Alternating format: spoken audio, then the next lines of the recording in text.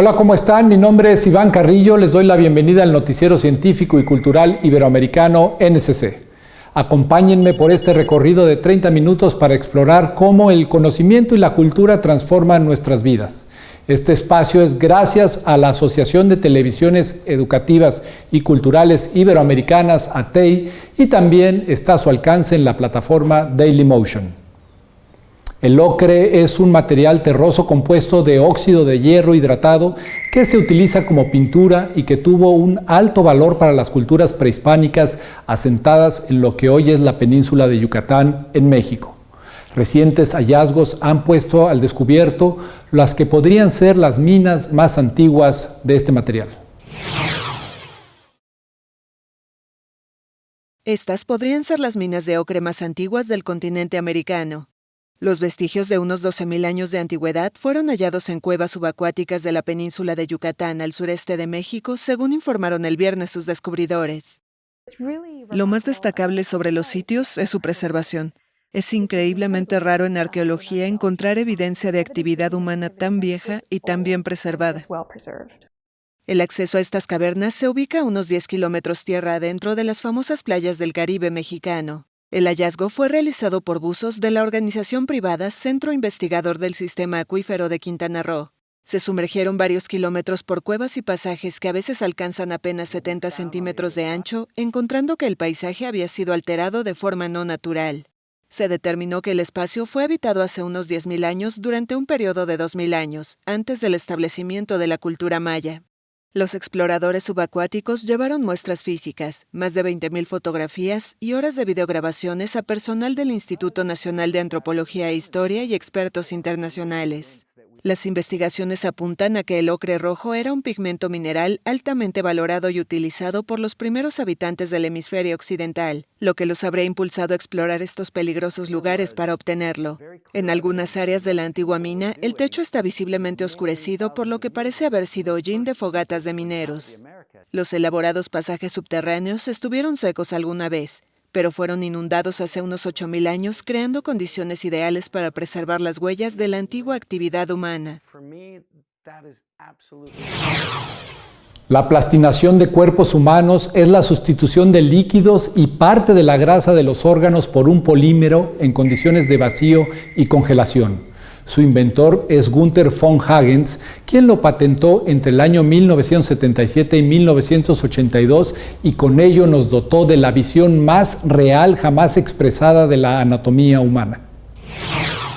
La exhibición Bodies en la planta baja del Hotel y Casino Bally's de Las Vegas ahora ofrece contenido relacionado con el COVID-19. En la primera etapa de la visita se ve la relación directa entre la vida y la muerte, los diferentes aspectos de la evolución y los principios básicos de la anatomía humana. Al lado de cada vitrina que exhibe un órgano o parte de un sistema, hay avisos que explican lo que el visitante está viendo, y ahora también se informa sobre los efectos del COVID-19 en esos mismos órganos y sistemas del cuerpo humano. Se lee, por ejemplo, del índice de mortalidad del COVID-19, del demoledor impacto del virus en el sistema respiratorio o de los efectos que causa en el sistema digestivo, como la pérdida de apetito, náuseas y otros síntomas. En la galería dedicada al sistema reproductivo y a la gestación yace un aviso que explica los estudios que se hacen actualmente para determinar las posibles consecuencias del coronavirus en bebés dentro del vientre materno. La exhibición, que ha sido vista por millones de personas en el mundo entero, está de base en Las Vegas. Aquí acaba de reabrir después de los cierres obligados por la pandemia y se constituye en la primera que ofrece el contenido específico de los efectos del coronavirus.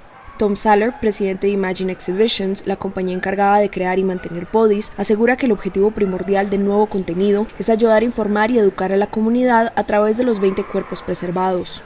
Uno de los puntos más vistosos de toda la muestra es un cuerpo prácticamente flotando que tiene medio rostro cubierto por una de las mascarillas anti-COVID que usamos diariamente todos, y a su alrededor flotan también moléculas en 3D del virus mismo. Uno de los grandes retos que ha planteado la COVID-19 ha sido el poder contar con un diagnóstico rápido y certero que permita una atención más eficaz de los pacientes. Para ello, diversas instituciones buscan estandarizar protocolos que aporten información de los signos y síntomas en su conjunto y permitan encontrar un tratamiento mejor. Ayudar a ofrecer un pronóstico robusto para cada paciente con COVID-19 en el momento del ingreso. Este es el objetivo de un proyecto liderado por investigadores de la Universitat Politécnica de Valencia, en el que participan también el INCLIVA del Hospital Clínico Universitario de Valencia y el Instituto de Investigación Hospital 12 de Octubre de Madrid. Por una parte, vamos a buscar las correlaciones o los patrones más relevantes entre síntomas, enfermedades previas o pruebas de laboratorio que nos ayuden a predecir, por ejemplo, un ingreso en UCI o la necesidad de procedimientos invasivos. Y por otra parte, buscamos descubrir nuevos subfenotipos de gravedad dentro de lo que es la COVID-19, que es una de las principales cuestiones actualmente. De este modo, se podrá ofrecer un tratamiento precoz y personalizado para cada paciente y prevenir comorbilidades como la neumonía o el distrés respiratorio. El contar con herramientas de inteligencia artificial que sean capaces de predecir en fases tempranas de la enfermedad cuál va a ser el devenir de la misma constituye un elemento crucial en la lucha contra la enfermedad. En aquellos casos en los que se prevé mayor gravedad, podríamos instaurar los tratamientos de manera más precoz con el objetivo final de reducir la mortalidad y los ingresos en la unidad de cuidados intensivos. La heterogeneidad y complejidad de esta enfermedad COVID-19 hace imprescindible el uso de técnicas muy avanzadas y sofisticadas de análisis para poder identificar los patrones clínicos y epidemiológicos todavía tan desconocidos en esta enfermedad. Creemos que este proyecto puede contribuir a lograr dicho objetivo. Para conseguirlo, el equipo de la UPV, el INCLIVA y el 12 de octubre desarrollará una nueva generación de inteligencia artificial. Una nueva inteligencia artificial que sea robusta ante una calidad de datos inadecuada, por ejemplo, cuando falta información del paciente, y que sea generalizable a variabilidad en la práctica clínica, de forma que los modelos predictivos que desarrollemos puedan ser aplicados en el mayor número posible de hospitales. Este proyecto ha sido uno de los seleccionados en la convocatoria del Fondo Supera COVID-19, impulsada por CRUE Universidades Españolas, Banco Santander, a través de Santander Universidades y el Consejo Superior de Investigaciones Científicas.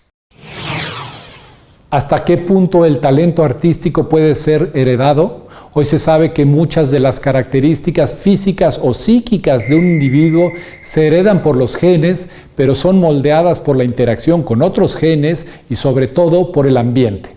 De ahí que los seres humanos seamos organismos complejos y poco predecibles en muchos aspectos.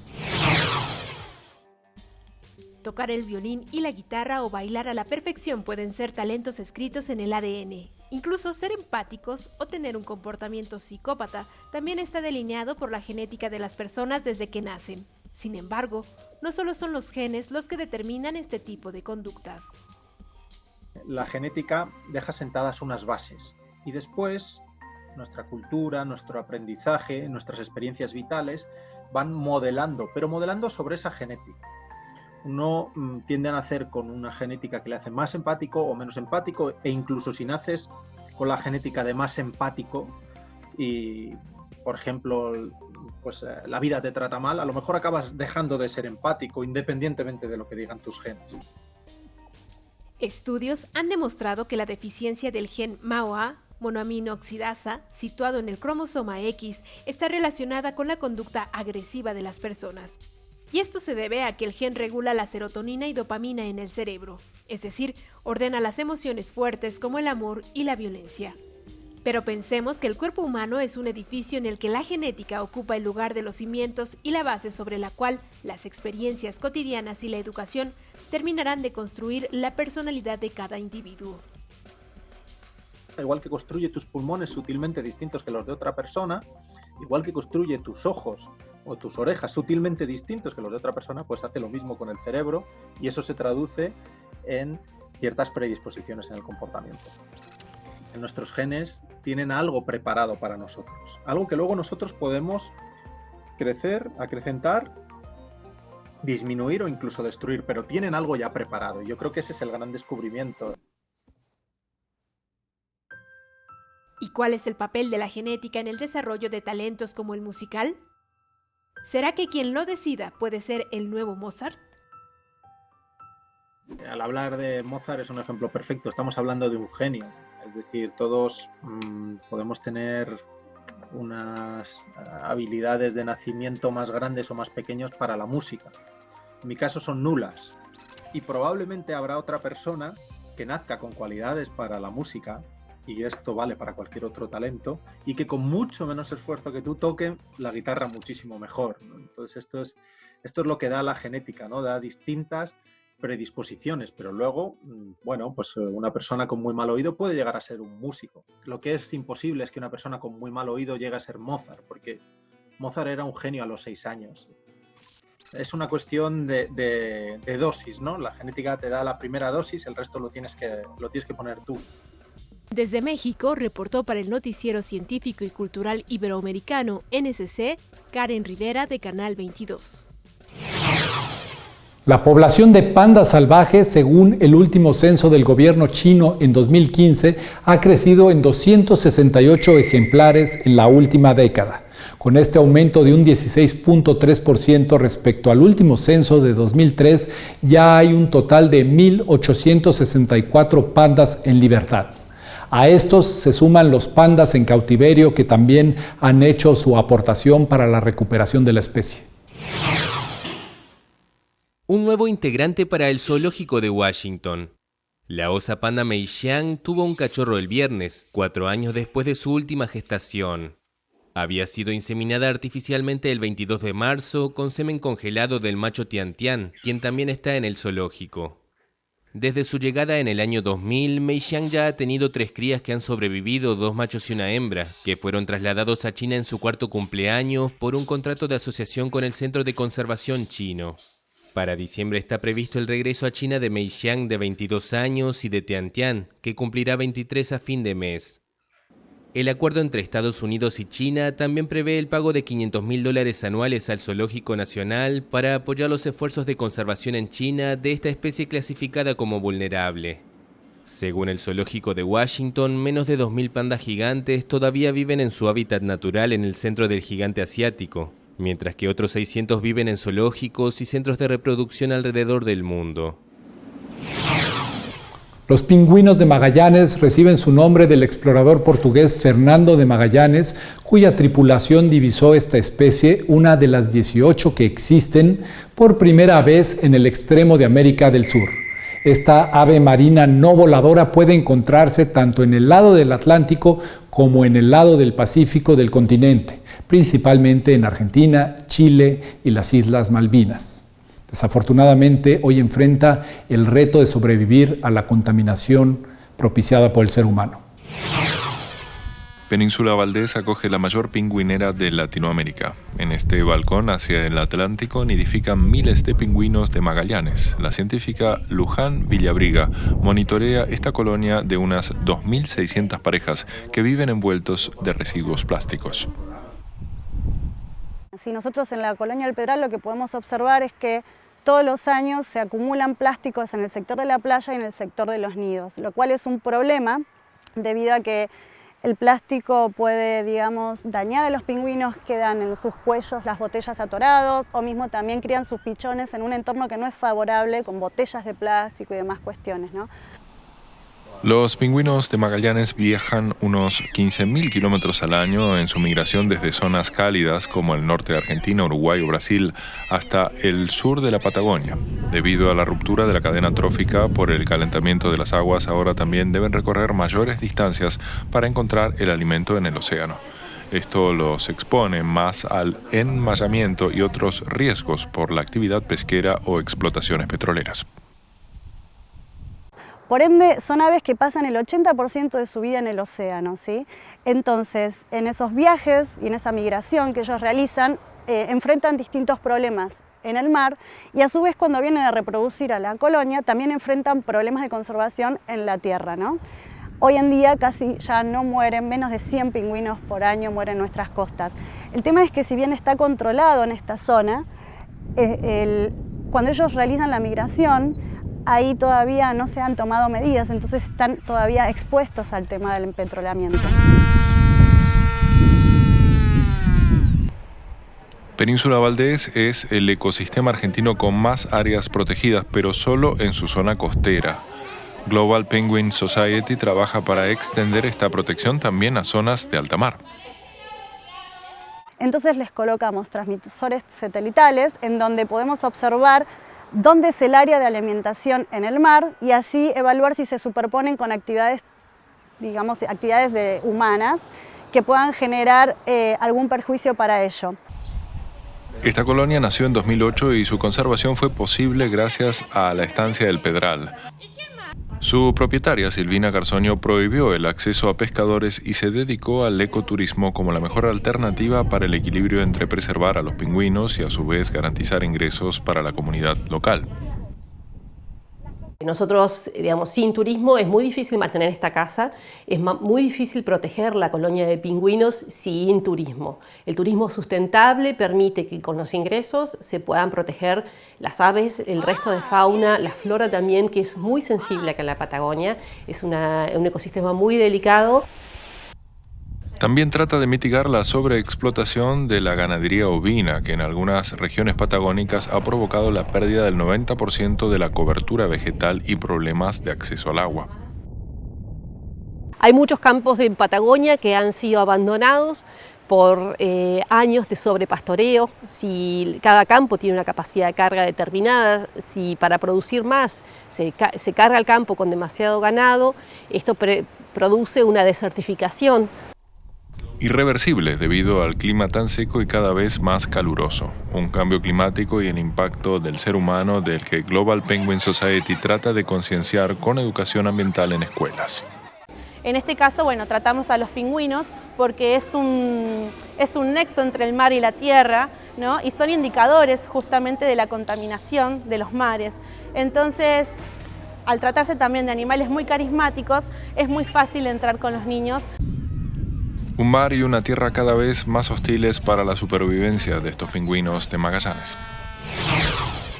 En el 2005, la cineasta Livia Estela Gómez estrenó su primer largometraje, La historia del baúl rosado, en las salas de cine colombianas. A 15 años de distancia de esa cinta que obtuvo premios y reconocimientos nacionales e internacionales, la directora lanzará su última película a través de la plataforma YouTube como una alternativa para contactar con el público en tiempos de confinamiento. Próximamente en la pantalla cibernética veremos un tal Alonso Quijano. El cine colombiano no ha sido ajeno a las afectaciones de la pandemia de la COVID-19 y sus realizadores han tenido, como todos los ciudadanos, que someterse a nuevas dinámicas para mantener la creciente industria a flote. El cierre de las salas de exhibición y la consecuente crisis económica han debido ser sorteadas por quienes tenían sus películas listas para ser estrenadas y continuar alimentando el circuito colombiano cinematográfico. De morir. ¿Quién era realmente Dulcinea del Toboso? Don Quijote y el Caballero. En ese sentido, un tal Alonso Quijano, tercer largometraje de ficción dirigido por la reconocida cineasta colombiana Livia Estela Gómez, será lanzado el próximo 1 de julio en la plataforma de video YouTube para conquistar al público colombiano y del mundo. Es un pueblo. No interrumpáis un razonamiento que quiero hacer. Un tal Alonso Quijano es la historia del profesor de literatura Alonso Quijano, que un día aparece por la universidad caracterizado de Don Quijote y asumido el personaje, es decir, él se cree el Quijote de la Mancha. Entonces su amigo y compañero de trabajador de veterinaria hace un viaje por el pasado del maestro para investigar qué fue lo que pasó, dónde radica la locura del maestro.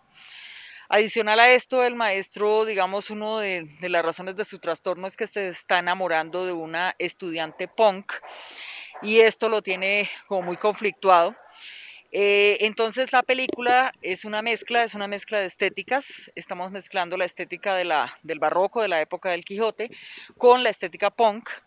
Estamos mezclando formatos. La película se hizo casi toda en digital, hay una escena que se hizo en cine de 8 milímetros. Estamos mezclando también estéticas, estamos mezclando música, tenemos música de cuerdas, música de cámara y también tenemos muchísima música punk. Digamos, la película es un thriller, es una tragicomedia y también es un musical punk. Hasta que os disguste y enfade. La película es la primera cinta de ficción que será lanzada mediante las redes sociales y cuyo estreno se realizará por el canal de YouTube de la Universidad Nacional de Colombia, que cuenta con más de 600,000 suscriptores. La estrategia busca también resaltar las capacidades de los productores jóvenes colombianos, que paulatinamente son reconocidos en el ámbito internacional por la creatividad y solidez de sus propuestas cinematográficas. Cuando sobrevino esto, pues nosotros dijimos, pues nos podemos sentar a esperar a que el universo se vuelva a poner en su lugar, o nosotros podemos inventarnos, ¿no? Como es una película que fue realizada como un proyecto de investigación de la universidad, no tiene compromisos con productores, no tiene obligaciones contractuales que nos obliguen a un recaudo económico. Entonces dijimos, bueno, qué mejor regalo de la Universidad Nacional para el público en general que una película que le apueste al cine colombiano. No, el público entero está volcado viendo producto extranjero en las plataformas. ¿Por qué no presentarles esta propuesta? Apostémosle también al producto nacional y vamos todos a ver una película colombiana. De acuerdo con su directora, un tal Alonso Quijano, es también un llamado a las entidades culturales del país para reforzar el respaldo hacia el sector, cuyas historias se quedaron en el limbo y sus miles de trabajadores con los brazos cruzados por causa de la pandemia. Con información de la oficina en Bogotá, Colombia, Noticias Xinhua. 2 adolescentes que se ofrecieron como voluntarios en una excavación en el centro de Israel donde construirán un nuevo vecindario se toparon con un auténtico tesoro. Vamos a conocerlo. Arqueólogos en Israel han desenterrado un tesoro islámico escondido con 425 monedas de oro puro del periodo del Califato Abasí de hace 1100 años. El descubrimiento, creen las autoridades, puede ser indicativo de que había comercio internacional entre esta zona y otras áreas más remotas. Con esa suma, estiman los expertos, su propietario hubiera podido comprar una lujosa casa en los mejores barrios de Fustat, la capital de Egipto, en aquella época. El tesoro escondido contiene dinares de oro, pero también unas 270 pequeñas piezas de dinares cortadas para servir como monedas de cambio. Casi 500,000 de fallecidos en el mundo ha dejado la pandemia por el virus SARS-CoV-2, una cifra espeluznante que no obstante pareciera diluir entre sus números la humanidad de cada una de sus víctimas. Con el objetivo de rescatar del olvido a algunas de las vidas perdidas, este artista peruano ha puesto a trabajar su imaginación y su pincel. La pandemia en el mundo ha dejado más de 500,000 de fallecidos. Sin embargo, más allá de las cifras, dentro de quienes han perdido la vida hay historias y rostros por mostrar. Esta es la motivación del muralista peruano Daniel Manrique, quien cree firmemente en que nadie muere en vano y que a través del arte se ha propuesto poner cara a las víctimas de su humilde barriada en el Cerro de San Cristóbal, la montaña más icónica de Lima. Después de entregar a las víctimas retratos dibujados sobre papel de sus parientes fallecidos, este muralista tiene en mente decorar con sus caras las calles y parques del empinado cerro. Así lo contó a F el artista. Porque creo que los vecinos que siempre mantuvieron esa alegría y que mantuvieron esa cordialidad con uno, y creo que no deberían ser olvidados, ¿no? Creo que la mejor forma de recordarlos es inmortalizarlos en un mural, ¿no? Dentro de las casi 45 personas que han muerto en el barrio, en su gran mayoría adultos de la tercera edad, se encuentra Eustacia Julca, una mujer de 72 años y de bajos recursos, a la que la COVID-19 se la llevó de manera cruel solo un día después de hacer lo mismo con su sobrina. Tachita, como era conocida en el barrio por todos los que habitan allí, se inmortalizó a través de las pinturas del muralista que la puso en lo más alto del cerro, para que como ella, todas las víctimas puedan ser honradas en su memoria. Gracias por acompañarnos en el noticiero científico y cultural iberoamericano NSC. Agradecemos a los socios de ATEI que a través de sus plataformas hacen posible este noticiero, al igual que a las agencias informativas AFP, EFE, Notimex, Xinhua, Euronews y Deutsche Welle. Soy Iván Carrillo, los invito a visitar nuestra página noticiasnsc.com y a utilizar nuestra aplicación. La próxima semana más información científica y cultural.